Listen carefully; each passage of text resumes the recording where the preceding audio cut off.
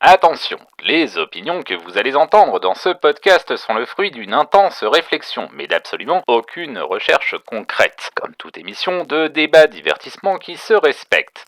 Si vous pensez que Mythe l'imitator, c'est probablement vrai. Si vous voulez vous en plaindre, je suis sûr que vous savez déjà comment vous y prendre. Tut tut, les rageux.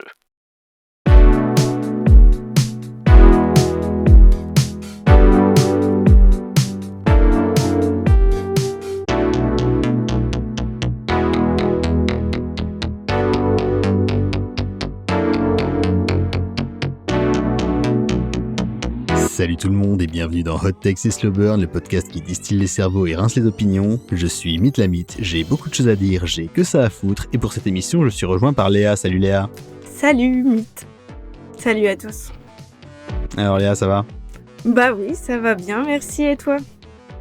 Ah nickel, à chaque fois que j'enregistre c'est toujours un grand moment de bonheur, donc je vais très très bien. Tant mieux, moi aussi je suis très contente d'être là, très honorée pour l'invitation, merci beaucoup. Première fois pour moi, un enregistrement, ça fait quelque chose. Ah écoute, j'espère que ça va bien se passer. Est-ce que tu veux te présenter aux gens qui nous écoutent, Léa ? Moi du coup, je joue aux jeux vidéo depuis ma plus tendre enfance, principalement grâce à mon frère. Au final, j'ai plutôt été sur PlayStation 1, enfin vraiment là, tu sais, le pavé gris. Après la 2, et puis beaucoup de DS et un peu de jeux sur ordi, mais voilà, peu de online au final.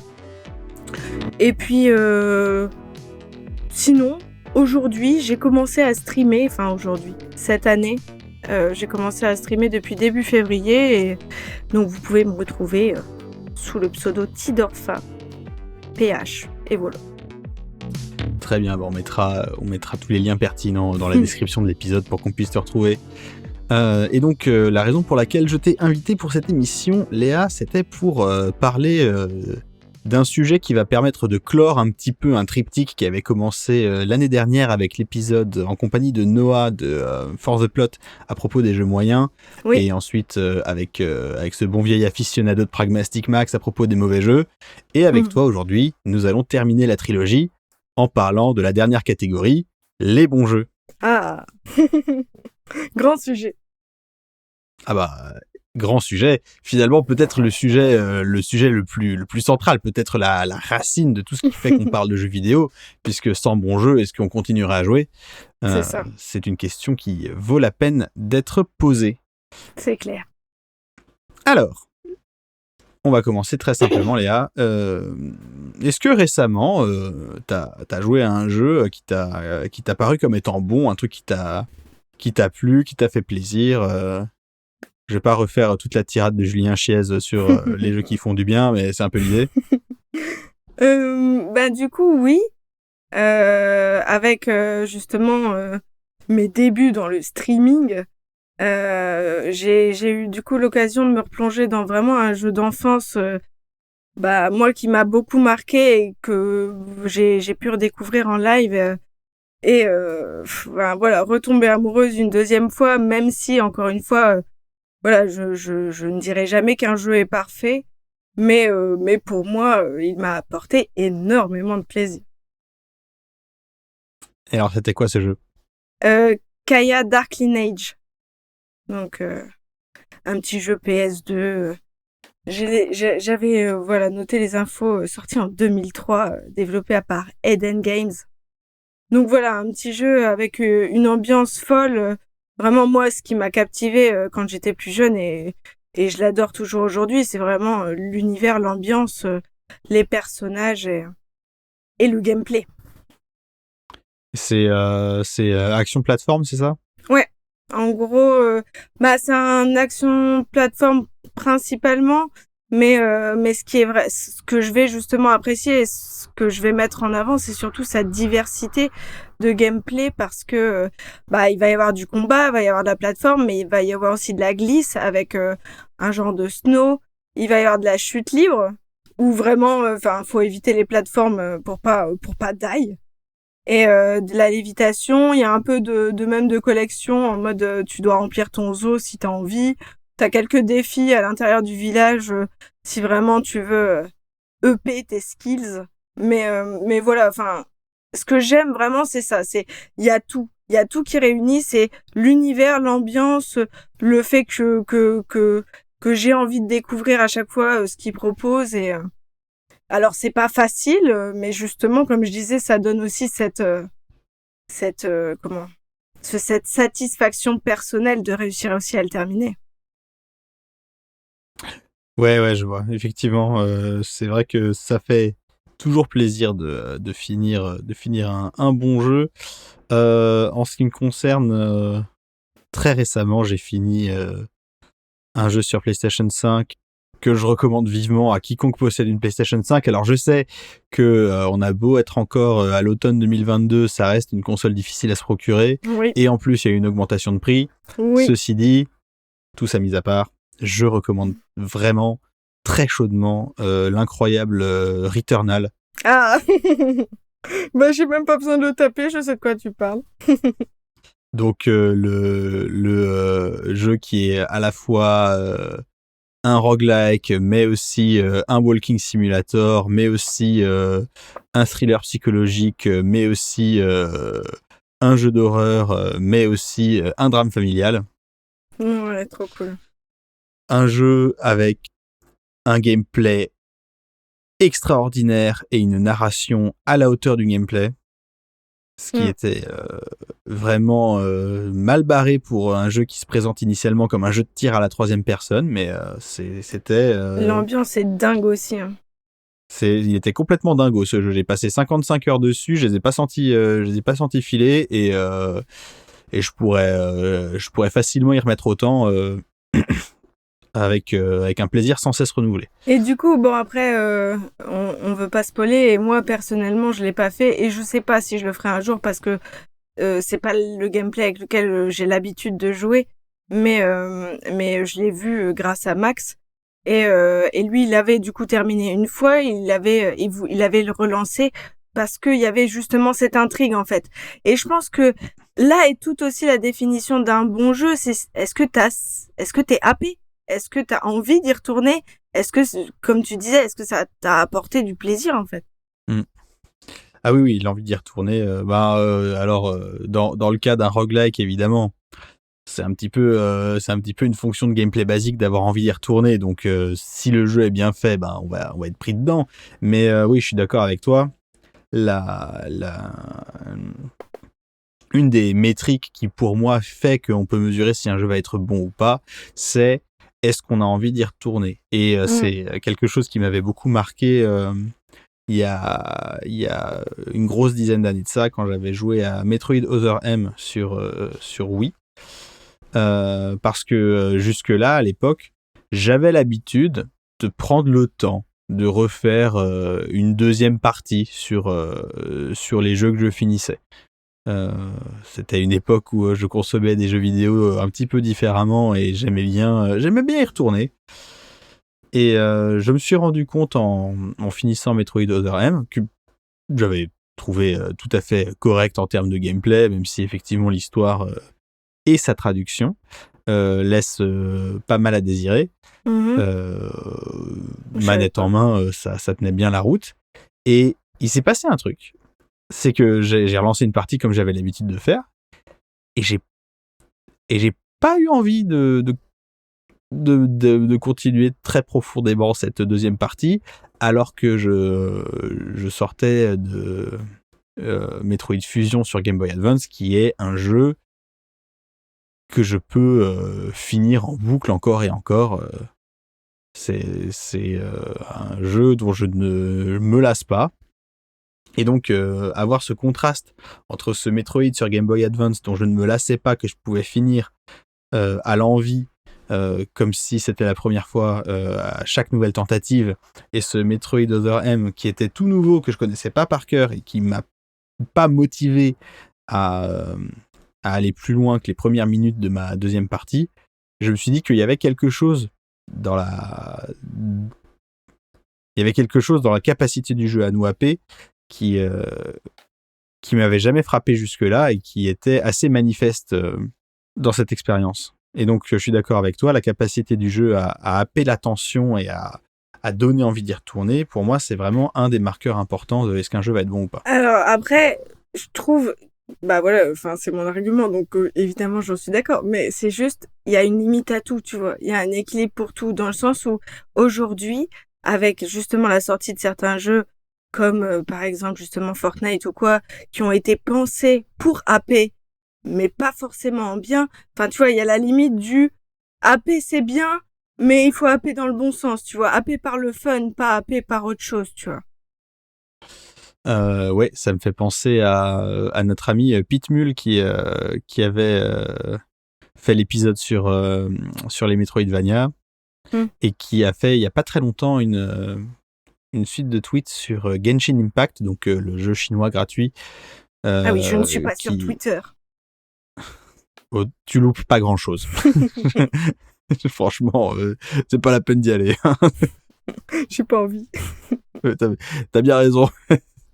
Et ouais, il expliquait que tous les mécanismes du jeu gratuit avec des personnages à débloquer, donc qu'on appelle typiquement des gachas, tous ces mécanismes-là, en fait, l'avaient rendu dépendant d'une manière très désagréable au jeu.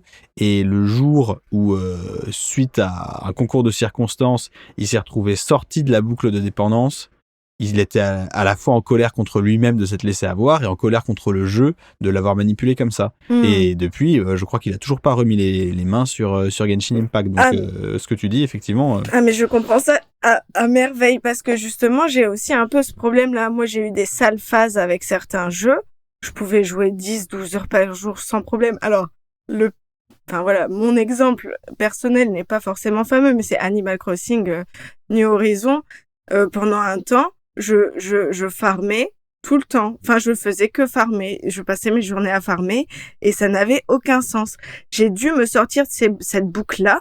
Donc, j'ai trouvé des moyens de briser la boucle. Et au final, j'ai réussi, je m'en suis sortie et tout va bien. Et c'est pour ça que je sais que je suis pas du tout le genre de personne à pouvoir rentrer dans un casino facilement parce que je me l'interdis un petit peu, tu vois. Et pareil, il y a des jeux genre, bah là, le dernier Disneyland, je sais pas quoi, Valley, Internet, je n'irai pas dessus. C'est impossible. Si je vais dessus, si je tombe dans la boucle, j'ai plus de vie. Je le sais. Donc, je me l'interdis. Ouais, effectivement, je comprends, mais il y a toujours une tension, en fait, à ce sujet-là, entre est-ce que tu es dans la boucle parce que c'est un jeu infini qui cherche à te capter, à capter ton temps et ton argent, ou est-ce que tu es dans la boucle parce que tu t'y retrouves. Parce que c'est bien. Ouais. Parce que, évidemment, quand on prend l'exemple de jeux solo, c'est sûr que, par exemple, un de mes jeux d'enfance, c'est Sonic 3 et Knuckles. Sonic 3 et Knuckles, tu y joues en 2-3 heures, c'est fini. Donc, tu peux y rejouer et tu peux y trouver beaucoup de plaisir à y rejouer, mais bon, ça prendra 2-3 heures maximum à chaque fois. Donc, tu peux pas vraiment être prisonnier du truc qui s'arrête jamais et qui te demande toujours de farmer. Mais il y a des exemples qui tombent un petit peu entre les deux et qui pourtant peuvent être des super expériences de jeu. Par exemple, entre 2009 et 2014, j'ai beaucoup joué à Street Fighter 4 et toutes ses itérations. J'ai touché léger, mais léger. Ah bon, après, le jeu de baston, c'est aussi tout un état d'esprit. Ouais, c'est un gameplay à part entière, le versus. Ouais, c'est clairement. Et je jouais beaucoup en ligne, je faisais beaucoup de matchs, j'essayais de soigner mon rang, j'étais pas content quand j'avais des séries de défaites, j'essayais d'améliorer mes stratégies et mon exécution pour plus retomber dans des pièges. Moi, je jouais dictateur, donc M-Bison en Occident, et par exemple pendant très longtemps j'avais un problème face à Blanca, donc le bonhomme tout vert avec les cheveux orange qui fait de l'électricité. Je connais. Je parle aussi pour les gens qui nous écoutent t'inquiète. Et qui ont pas forcément les refs.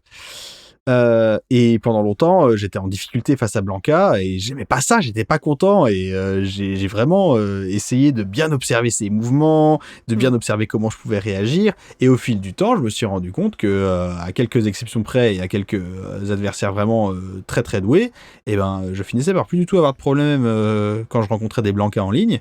Et c'était une source de satisfaction. Voilà.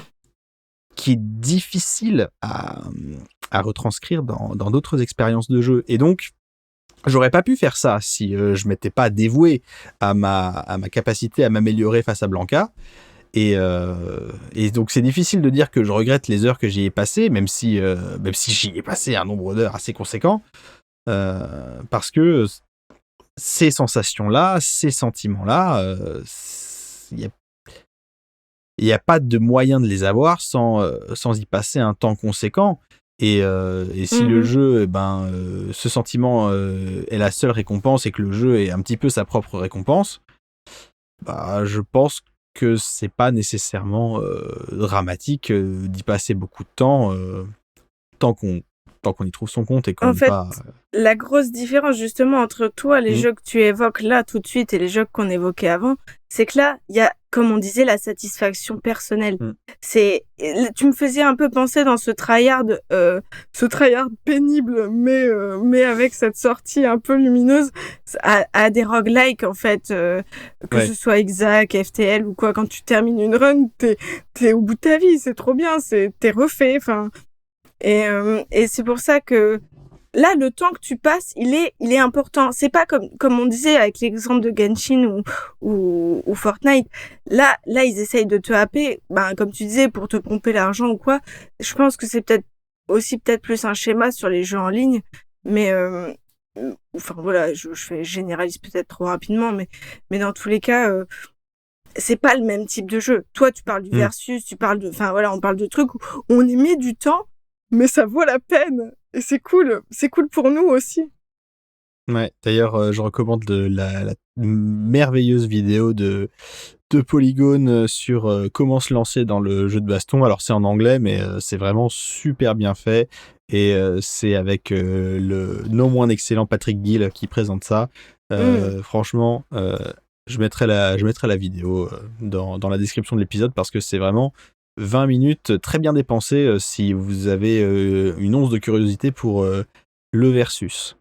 Donc voilà, l'envie d'y revenir, pour moi, c'est un des marqueurs d'un bon jeu, que ce soit pour un jeu solo où tu as envie de redécouvrir le jeu avec toutes tes connaissances, ou pour du jeu en ligne, d'avoir envie de t'investir et de t'améliorer et d'aller toujours plus loin face à toi-même dans ta capacité à maîtriser ce jeu en ligne. Et ça peut se retrouver de manière très toxique dans des Genshin ou dans des Fortnite, ou de manière plus cool dans du versus ou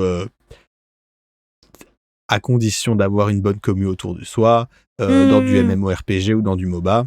Oui, mais après, il y aura toujours des exceptions. Hein. Ça, on fait des généralités, mais c'est sûr que je suis d'accord avec toi. Il y a toujours des exceptions. Mais pour moi, il y a un autre truc qui fait qu'un jeu peut être considéré comme bon et qui, moi, me parle beaucoup. Alors, avant d'en parler, est-ce que toi, tu as un autre critère qui te vient en tête pour juger à ton échelle si un jeu est bon ou pas? Alors, moi, je suis pas ultra regardante sur la qualité... comment on dit ? Tu sais, la qualité des images, je recherche pas le AAA, je recherche pas enfin voilà, les petits pixels, mais j'ai besoin, en fait, moi, pour me faire, enfin, surtout happer par un jeu, comme je disais, j'ai besoin qu'il y ait au moins une ambiance, un univers, quelque chose qui me happe, mais sentimentalement parlant, enfin, genre vraiment le cœur plus que la raison, tu vois, genre... comme on parlait tout à l'heure, que ce soit FTL avec sa bande son et son ambiance fantastique, que ce soit alors Isaac, c'est sûr que c'est un exemple un peu autre, mais c'est aussi une ambiance, c'est aussi justement tout son univers. Et c'est vrai. Et peut-être le dernier point que je trouve important dans les jeux qui sont bien et vraiment fun, c'est des jeux qui peuvent être, tu sais, les jeux d'arcade qui peuvent être parfois exigeants, mais juste. En fait, si le jeu te respecte, en fait, il va trouver son public, même si ça me plaira pas, peut-être pas à moi. Il y a pas de raison. Si le jeu respecte ses joueurs, il va avoir son public, tu vois. Exigeant, mais juste. Ah oui, c'est un point de vue vachement intéressant, ça. Et c'est vrai que parfois les bornes d'arcade, elles respectaient pas beaucoup les personnes qui jouaient, hein, puisque c'était C'était des machines commerciales à but lucratif, hein, donc le but c'était de mettre des pièces dedans et une méthode très facile pour faire mettre des pièces dans la machine, c'est de faire perdre souvent les joueurs. Hein. Oui, bah, c'est pour ça que je parlais des jeux plus que des bornes, dans le sens où moi je pensais, j'en sais rien, Mario Kart, Guitar Hero, Broforce ou Trial Rising, tu vois, des jeux qu'on nomme type arcade, tu vois. Ah oui, d'accord. Que ce soit, voilà, ça me dérange pas qu'il soit exigeant, qu'il soit dur, du moment qu'il reste juste. Si tu perds, c'est ta faute, c'est pas la faute du jeu. D'accord, ouais, je vois. Effectivement, c'est vrai que les jeux dont on a le sentiment qu'ils sont injustes, ça donne pas toujours envie d'y retourner. Ça, je suis assez d'accord avec ça. Ouais. Et notamment, on pensera à la série des jeux de From Software, hein, tous les Dark Souls et Bloodborne et autres Elden Ring. Il y a des gens qui trouvent que ces jeux-là sont un peu injustes. Et bah, si on trouve que c'est injuste, c'est sûr qu'on finit par plus avoir envie d'y mettre les pieds, quoi. Ouais, mais justement, je pense que si on trouve que c'est injuste, c'est que c'est pas un gameplay fait pour soi, parce qu'on n'y a pas trouvé son compte, tu vois. Alors que les gens qui, justement, vont se donner la peine d'y arriver, ils vont ressentir, justement, cette petite pépite après le dur tryhard. Et c'est là où vraiment on a toute l'essence du gameplay des Souls-like, je pense. Oui, je suis d'accord, mais bon, il faut être dans le délire et petite première hot take, je pense qu'on peut se permettre d'avoir un minimum de respect pour les gens qui sont pas dans ce délire et qui y arrivent pas, et puis tant pis, quoi. Ah oui, moi je respecte les goûts de tout le monde, hein, y a pas de souci. Je suis entièrement d'accord avec toi à ce sujet.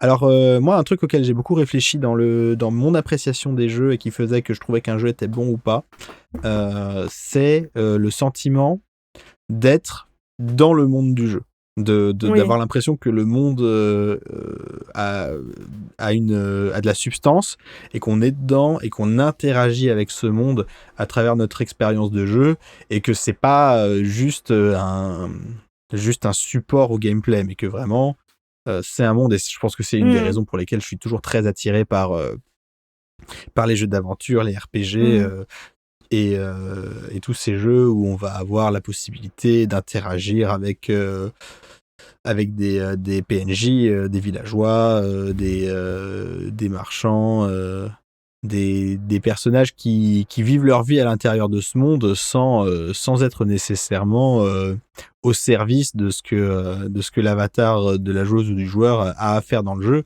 Et donc, par exemple, si on prend sur PC les Baldur's Gate ou sur console, je vais pas parler des Zelda, je vais parler d'un petit jeu que j'aime beaucoup sur Mega Drive qui s'appelle Landstalker, qui est un genre de Zelda mais en vue en 3D isométrique, et où on joue un chasseur de trésors qui arrive sur une île et il est à la recherche du trésor, et donc il doit réussir à avancer, et il se rend compte que pour avancer il faut qu'il aide les habitants, et il se retrouve pris dans des histoires de politique interne, un peu malgré lui, parce qu'il a envie de continuer à avancer. Et je trouvais ça ça donne vraiment de l'épaisseur à l'expérience de jeu, parce qu'on n'est pas seulement un avatar qui fait du score en interagissant avec des ennemis, mais on est vraiment un personnage dans un environnement qui interagit avec cet environnement. Un exemple tout con qui est tiré de ce jeu, c'est qu'il y a un passage optionnel dans le jeu, toute une quête annexe qu'on peut complètement louper si on fait pas attention à son environnement. Si on va chercher au fin fond d'un marais, on peut trouver une petite cahute dans laquelle il y a une vieille dame. Et puis si on a un objet qui permet de parler aux animaux, on se rend compte que le chien de la vieille dame, en fait, c'est pas du tout un chien, c'est un humain qui a été maudit. Et la vieille dame, en fait, c'est une sorcière. Et quand elle s'en rend compte, elle te transforme en chien. Et t'as tout un mini donjon où tu dois faire des challenges de plateforme et de timing pour t'en sortir et te retransformer en humain, et retransformer les autres en humains aussi. Et tout ça, c'est du contenu optionnel qui a aucun impact sur l'histoire globale du jeu, et simplement c'est un truc qui est là, et ça donne vraiment de l'épaisseur. On a vraiment l'impression d'être dans le monde. C'est pareil avec Metroid Fusion. Alors, on est dans une station spatiale abandonné, où il n'y a plus âme qui vive et notre seul interlocuteur, c'est une IA. Mais on est dedans. On est avec Samus face au danger de la station. La station, les différents éléments sont interconnectés. On a vraiment l'impression d'être face à un lieu qui avait une fonction et qui est dans un état de décrépitude. Et le fait de pouvoir se projeter dans ce monde, et ben, pour moi, ça renforce vraiment fortement l'expérience de jeu et la capacité à l'apprécier. Bah ouais, oui, justement, tout ce que tu dis là, ça me rappelle vraiment, en fait, t'as raison. Pour être enfin, quand tu aimes un jeu, tu vois plus le temps passer.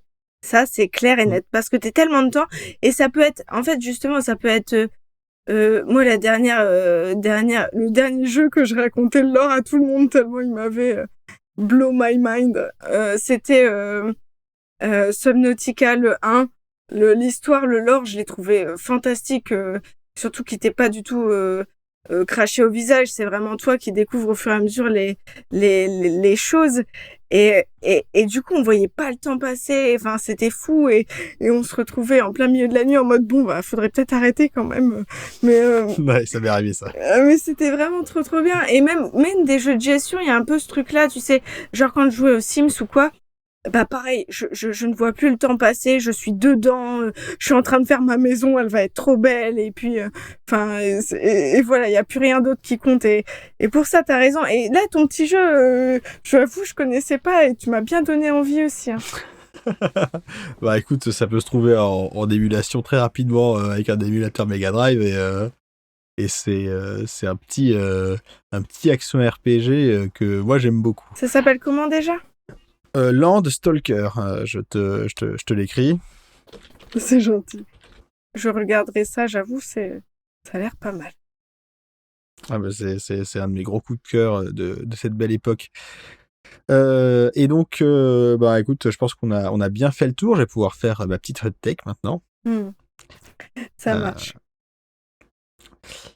Parce que le truc, c'est que tous ces éléments-là sur les bons jeux, le fait de pouvoir y passer du temps, le fait de pouvoir vraiment s'immerger dans le monde, le fait de pouvoir se dire, allez, je vais refaire une partie depuis zéro, comme j'ai pu le faire avec Metroid Fusion, comme j'ai pu le faire avec Landstalker, comme j'ai pu le faire avec Sonic 3 Knuckles, comme j'ai pu le faire avec pas mal de Zelda. La conjonction de nos vies d'adultes où on a plein de responsabilités, plein de choses à faire, et l'accélération du marché du jeu vidéo avec, je sais plus la statistique, mais c'est un truc délirant, genre il y a 10 000 jeux qui sortent tous les mois sur Steam, tu vois. On n'a plus le temps de faire ça. Mais non, il faut choisir. Du coup, ma hot take, c'est que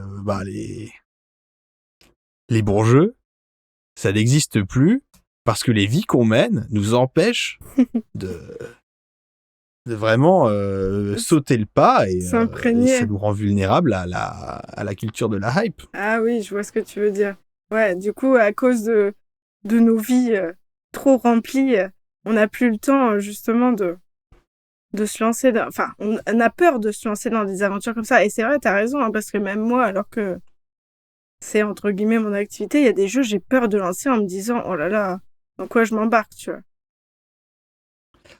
Donc, oui. Et je finirai avec... Ouais, vas-y. Très belle hot take, bravo. Je finirai avec une petite anecdote. Mon ami Harold, qui est déjà passé dans l'émission aussi, quand on était au collège, il avait découvert Final Fantasy VIII.